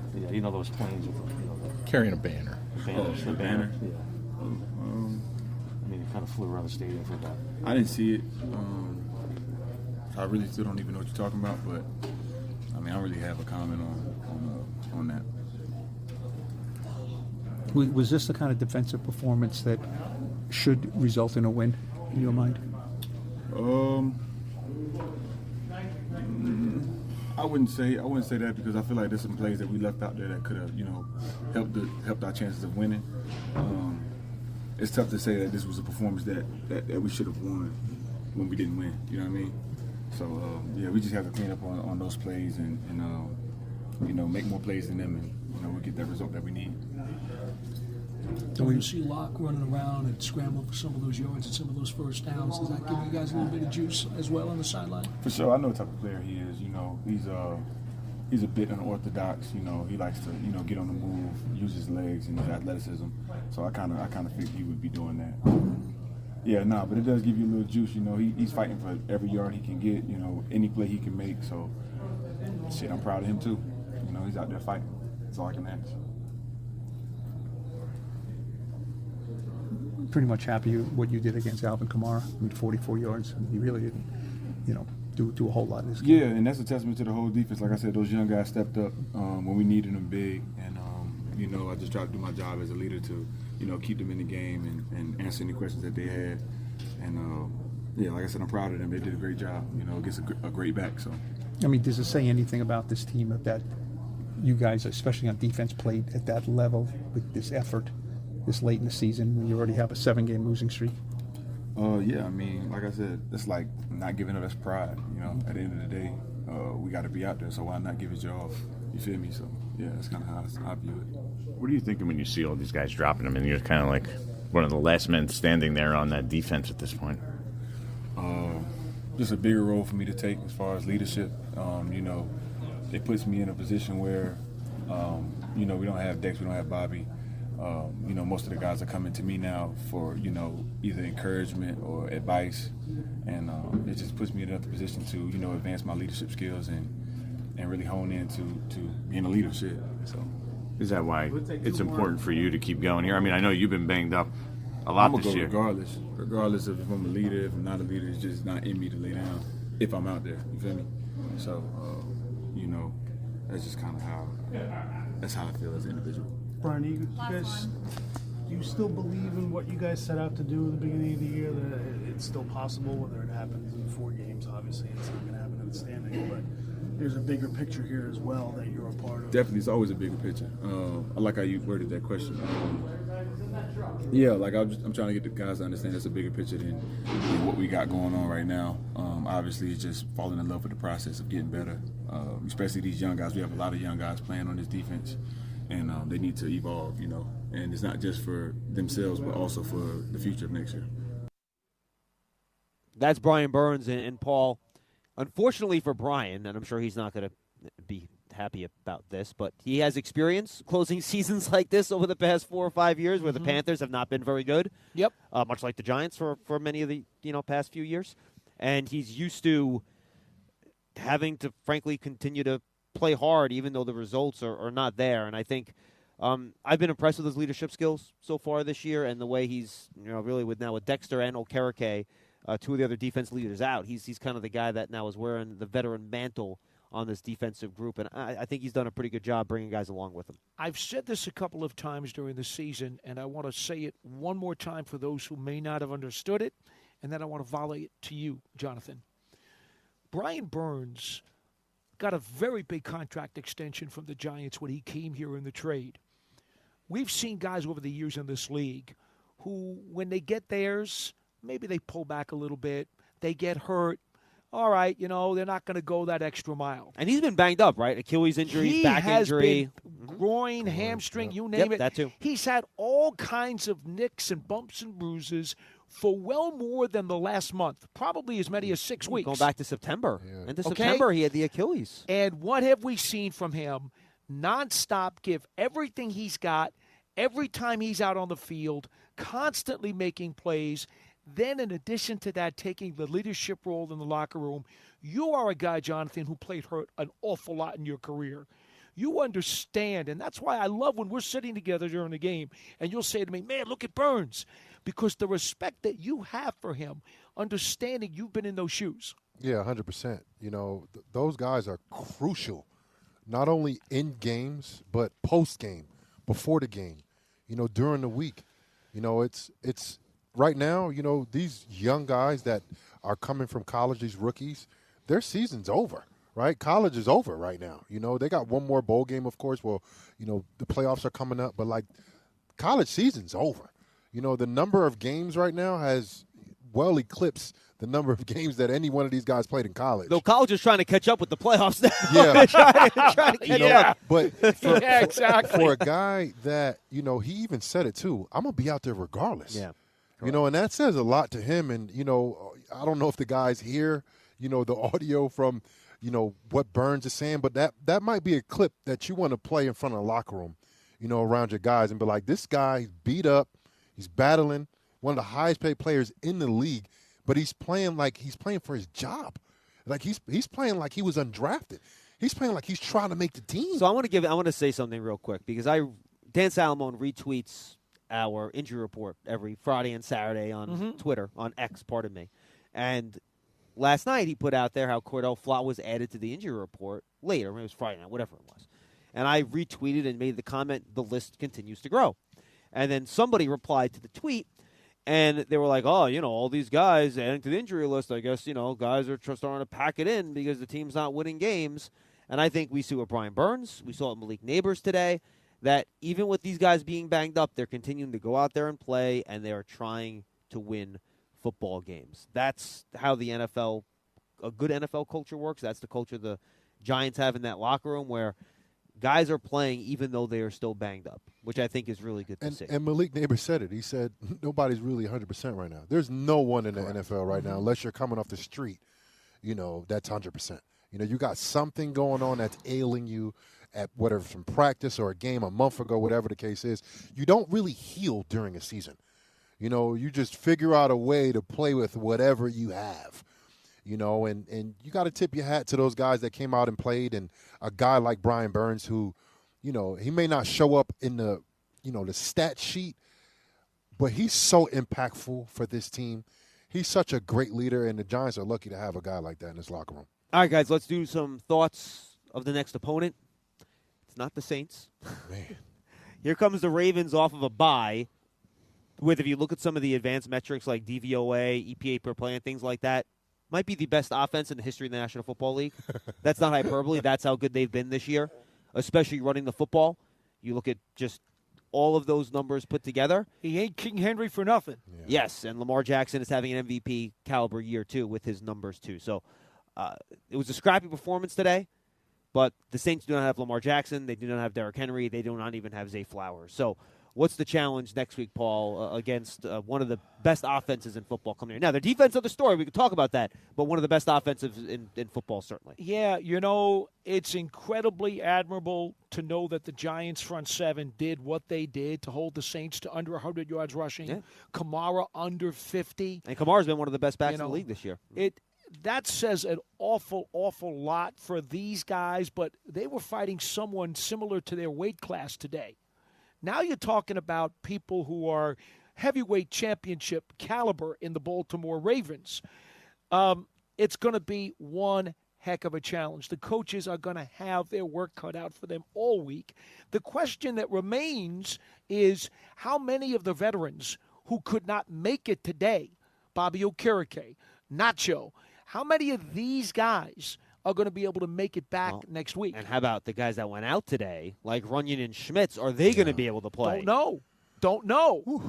There's opportunity there. Like you said about their defense. They're bottom in the league bottom 10, bottom third in the league. Oh, they're bad. Allowed. They're a bad defense. Yeah, but you got to keep up with their offense. That's the problem. Their offense, they're going to score points. Even if the Giants have a record game, and even if they turn the ball over a lot on, for the Baltimore, they're still going to score some points. If you punt 8 times next week, you're losing by 30 or 40 points. Absolutely.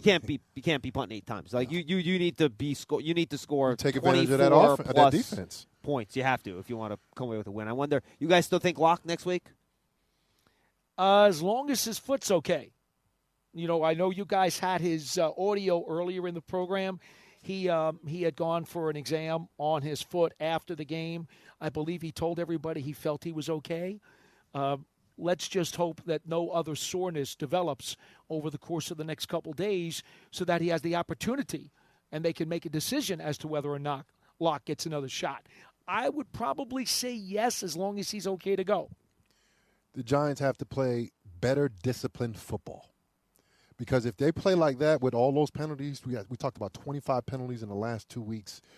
You said it earlier. Can't have that. The Baltimore, look, they lost some games, but, they're going to score points. Their offense is prolific. Oh, the Ravens are a legitimate threat to go to a Super Bowl. The greatest talents at quarterback we've ever seen. And a real bell cow stallion running back. And Derrick Henry. I mean, Derrick Henry right now, if he retired tomorrow, he'd probably be a top 10 running back in the history of the league. That's what the type of player he's been. And he hasn't lost much of a step either. And he gets stronger later in games. Yeah. They play with a lot of leads, even though their defense is not great, but they figure out ways to finish games. The Giants have to play a more disciplined brand of football to actually give themselves a chance. He's one of those rare guys where everybody watching at home and in the stadium knows he's getting the ball. Doesn't matter. And he still gets positive yardage. And it doesn't matter. He's a very, very, very difficult man to bring down. And we will have an entire week to talk about that, so make sure you guys check out it. Thank you, JC. Thank you, Paul. You guys will have a chance to check out our programming this week on Big Blue Kickoff Live, 12:30, Giants.com on the Giants mobile app every weekday afternoon this week. And just really wanted to quickly update you before we say goodbye on the late game scores. The Seahawks lead the Cardinals 27-18. Zach Charbonnet, a couple touchdowns in that game. Rams all over the Bills. I don't know what's going on with the Bills defense, but they are getting shellacked 38-21 with 18 seconds to go. Puka Nacua, 124 receiving yards in that one. The 49ers are dominating the Bears. They look like the old 49ers, 24-6. Earlier today, the Dolphins won late against the Jets. Jaguars, as the caller mentioned, did beat the Titans down. The Raiders and the Giants, the only teams with 2 wins now in the National Football League. I know some fans are curious in the draft position, which is why I gave that particular score. Giants Extra Point is brought to you by Citizens, the official bank of the New York Giants. Citizens is made ready for Giants fans. Hackensack Meridian Health, keep getting better. Peerless Boilers, the world's best built boilers. And by Moody's, decode risk, unlock opportunity. Learn more at moodys.com. Thank you for being with us today, everyone, to our entire crew, to Bob Papa, Carl Banks, and Howard Cross, and everyone that helped make this broadcast possible. That's it from MetLife Stadium. The Giants fall to 2-11. They drop this game to the Saints, 14-11. We'll see you next week, Sunday, 11 a.m. pregame, Giants and Ravens, right here from MetLife Stadium. Have a good week, everybody.